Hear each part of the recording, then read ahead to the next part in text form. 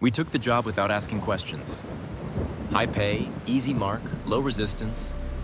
The kind of quest DMs throw in to get the party moving again. But it moved us right into a grave. I knew something was off when the rain started inside the ruins. No ceiling, but no storm on the horizon either. Just clouds, hovering, waiting. The monsters weren't guarding treasure, they were defending a home. When we finished the job, the client was gone. No one remembered his face or where we met him. Just that he smiled when we said yes. We weren't hired, we were bait.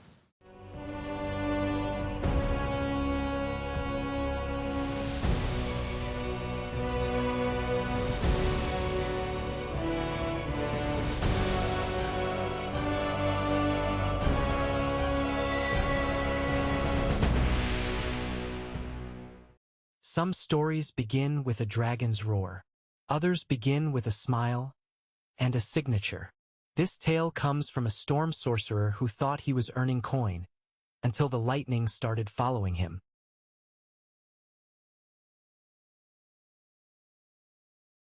We were 2 weeks out from anything resembling civilization. Food was low, morale was lower. The cleric had taken a crossbow bolt in the thigh and blamed me for not catching it with magic. I almost apologized. Then he healed himself and demanded 50 gold. That's when the man in gray approached our camp. Didn't make a sound, just appeared through the tree line like a fog. Said he worked for a noble who wished to remain unnamed. And that we looked like the sort who could solve a problem discreetly. His scroll was clean, gold up front, no questions allowed. Just clear a ruined temple in the swamped edge. Simple extermination. No moral dilemmas. We accepted before he'd even packed the scroll away. It felt like a gift, like the game was saying, "Here, you've suffered enough, here's a win." But nothing free comes without strings. And these weren't strings. They were coils. I remember the way the ranger tilted her head when he left. Said the man didn't leave footprints. Didn't even ripple the grass. We laughed. We joked that he was probably a ghost or a god. We weren't wrong, just not in the way we thought. We reached the ruin by mid-morning. It wasn't half submerged like the map promised. It had been excavated recently. Stone cleared, entrance reinforced, vines trimmed back like someone wanted us to find it. The first room was empty, the second wasn't. We triggered 3 traps just walking through the door. Acid jets, collapsing tiles, something that smelled like rotting fruit and poison mixed together. That didn't feel like monsters defending a lair.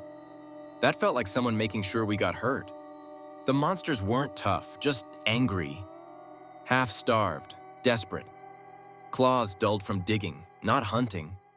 I hit one with Witch Bolt, it didn't even scream. Just whimpered. And curled around a shattered statue like it was trying to protect it. The Barbarian said, "This doesn't feel right." The Cleric replied, "That's why we're getting paid." I should have walked out then. We pushed deeper, and the air got thicker. Not from dust, from pressure. Like we were walking into something's lungs. I felt it when the glyph lit beneath our boots. When the lightning I conjured bounced, not off the walls, but off the eyes watching us from the dark. We weren't clearing a ruin, we were burning a home.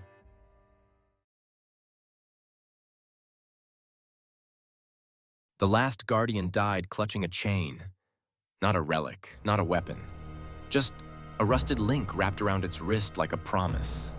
There was no treasure, no hidden vault, no altar.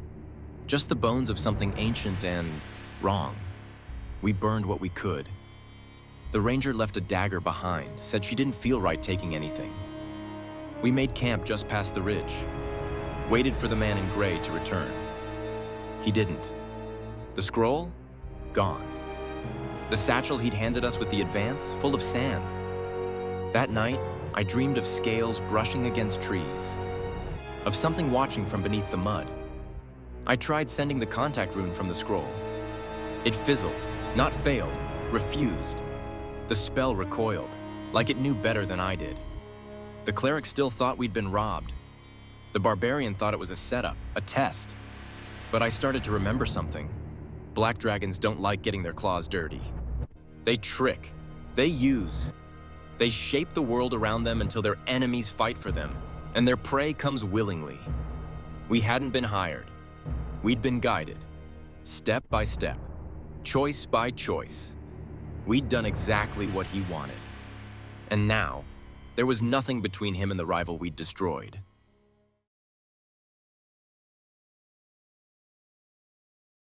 We saw him again 2 days later. Not the dragon, the man, the one in gray. Same smile, same scroll case.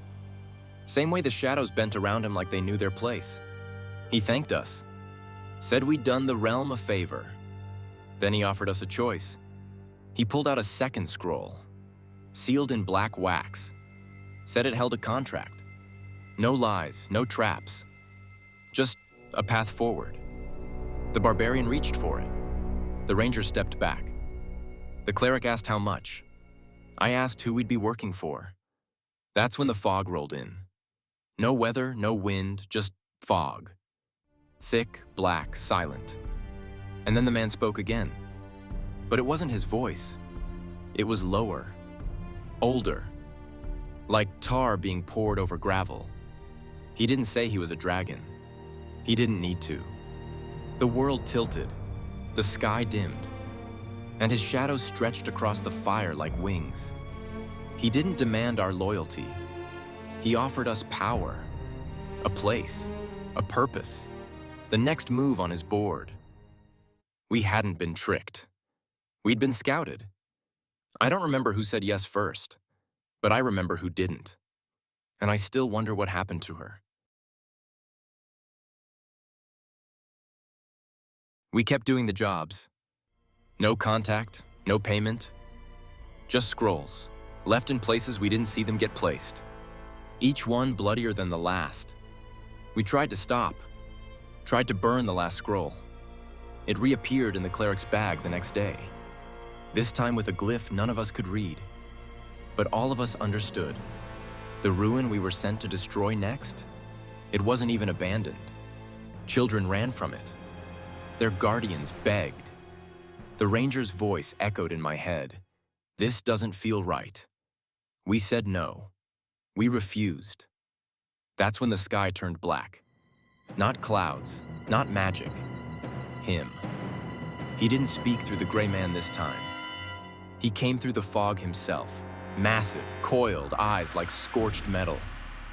He said we were his, that we signed our fate the day we stepped into the swamp. I raised my hands. The barbarian held his axe. Even the cleric stopped praying. We were ready to die, because we weren't going to be used again. And then, she came. Through the fog, arrow drawn, glowing like dawn. Behind her, steel, scale, and silver flame. He hissed. Wings spread, then folded. He didn't fight. He fled. She never said a word, just nodded once, and disappeared back into the smoke. We were never heroes, but maybe we weren't lost either.